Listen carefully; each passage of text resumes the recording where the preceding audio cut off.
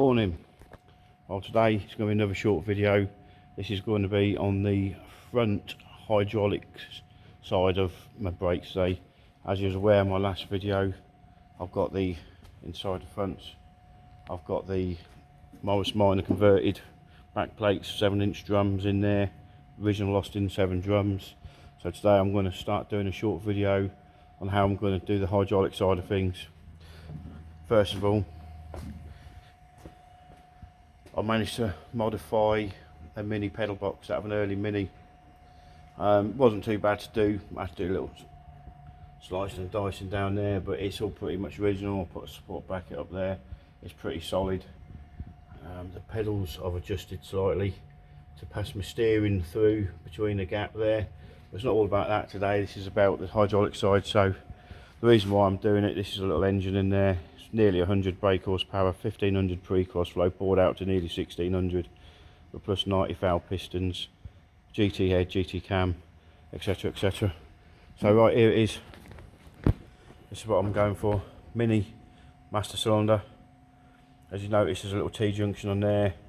This is where it's going to go from the fronts to the rear brakes. So this is as far as I've got now. I have done one side to have a little bit of a practice. So I shall talk you through the second stage so I know what's happening. This is the view that you get from underneath from it. Obviously there's one of my slave cylinders. Because they're twin leading shoes, these are. There is another one. I can't get in there very well. Up there, as you can see in a focus. There we go, up there. The problem that you've got here is not so much the front side, because when you steer you've got plenty of clearance there, but it's on the rear side of it. I've noticed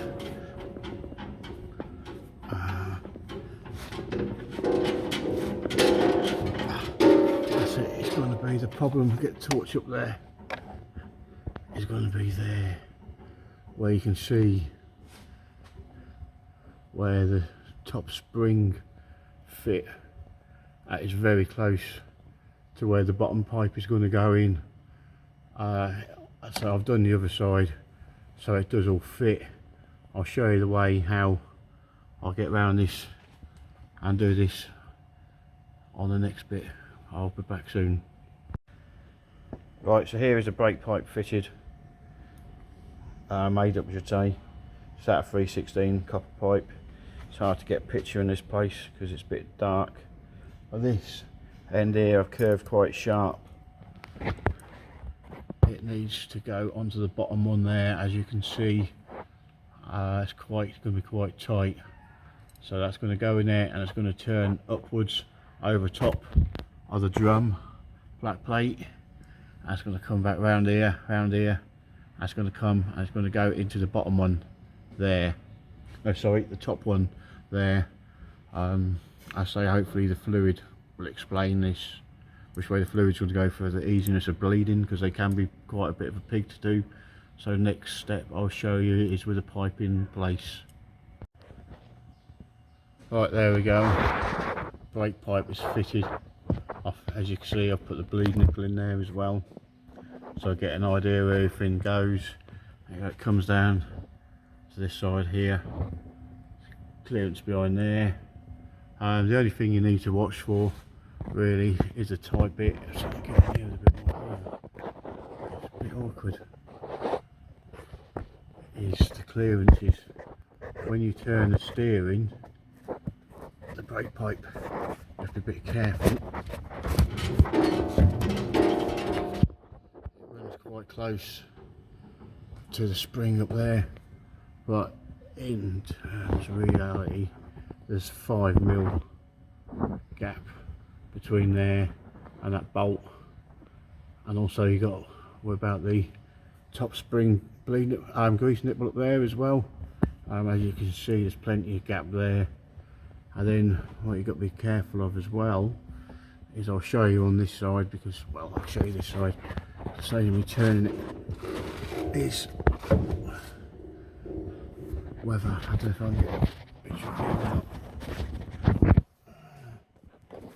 Is, yeah, clearing the steering arm there as well.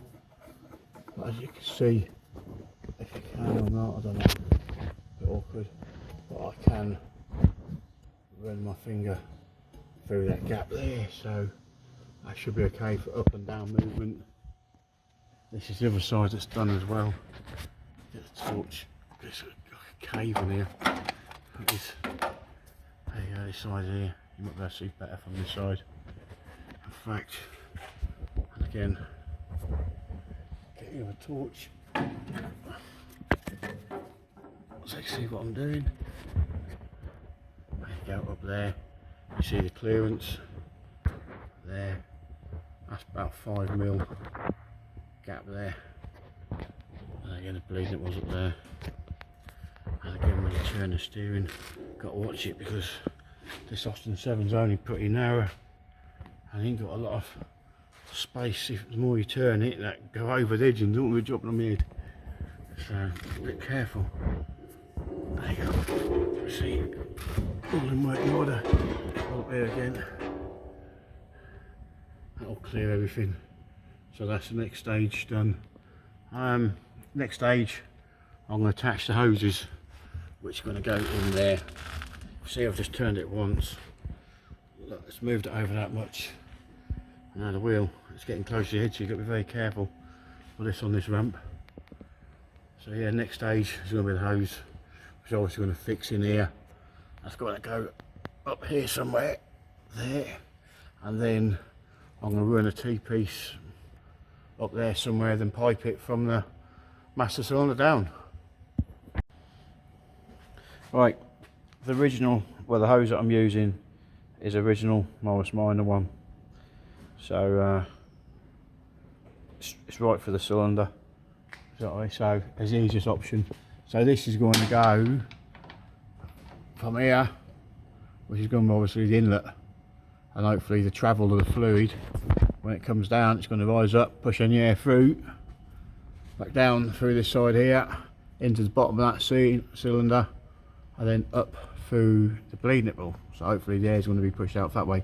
So this hose here is going to go from here, and I am going to make a bracket up here somewhere. I'll be a little while figuring this out, how I'm going to do it, what I'm going to use, but I'll be back soon. So here's a bracket I made. It's a bit of 25x3 flat bar stainless steel. It's what I had about. There's no particular reason why I'm using stainless. It won't rust, I suppose is a good thing. It's very strong and I had it there available, so why not use it? Alright, there we go. Both hoses fitted with the brackets up there. Actually looks nice and shiny if people like blingy. That's on full lock to the passenger side. As you can see, there's still plenty of movement left in the flexing in the hose, stretching. And this is the driver side. That clears everything nicely. The hoses in there, plenty of space around there. When I did tighten the nut up here, I did put a bit of twist onto the hose just to allow for this. But again, there's plenty of flex in there, and that's that stage done. Next step that I've been doing on the hydraulic side is from the master cylinder. I put a T-junction there which divides the front to the rear brakes. That's going to, and now I've piped it down along the inner body side, follow it around there, and it goes to a little T bracket that I've built in there. Made a bracket out of that, again out of stainless steel. It's what I had laying about, so I used it. So the next part is going to be to connect the hoses to this, which will be underneath. Right, for the underside view now, we'll get the best shot we can here. If you can just see, just up there is the T I put in there to split the front brakes either side, and so my new pipe is going to go from there. It is going to go, I'll go to this side because the blue light's going through that window as well. It's going to be from there to the hose here, which I previously made, and these two are the pipes that I'm going to be installing. Right, so now I've got the front pipes up now. As you can see, I've gone from the hose straight up down there to the T-junction up there, you can see. So that's all done. I've got to tighten them up from the top. I'll do that when the next lower the ramp down, but it's nice, quite tidy little job. Excuse the light in this garage, it goes bright and it goes dark. But yeah, there you go. So that is the front pipe system all rigged up. So now I'm going to move on to the back and sort the backs out.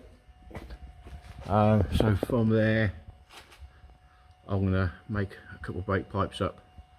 I'm going to go across the top of the axle side to side. I'm going to use this hose here, if it can zoom in or focus in. It's already got a T-junction on it, a bit wobbly. Hang on, I'll put them bits down. It's a bit wobbly. There you go. It's got a fixing bolt hole. This came, or should be intended use for a Transit Mark 1, Mark 2 twin wheeler. So I'm going to make a bracket up here. It's going to weld onto the axle up here, or I've made a bracket I should say. This is what the bracket looks like. Basically it is a bolt welded onto a 3mm bit of plate, nut on top. This is going to weld up there, somewhere around there, and then go underneath the front here. The hose is going to come along this chassis, up to this chassis here somewhere. I've made a bracket again, as you can see, it's shaped to take the hose, and that is going to weld up there somewhere. So next, be back in a minute when I've welded these on and start. Right, there we go. That's welded onto the axle, and that is welded onto the chassis. So I'm going to let that cool down for a few seconds, put a bit of black paint on that just to cover that up. Then I'm going to mount the hose and then get back. Right, there it is, fitted in place. I'm very happy how that's turned out. It's nice going upwards as well, so it's not going to catch on anything if you go over a bit of low ground clearance. Nice out of the way, and a nice little neat job. Right, next stage is to fit these unions, which then go onto the back of the wheel cylinder, which these will obviously, where the pipe attaches in, and you've got your bleed nipples underneath there.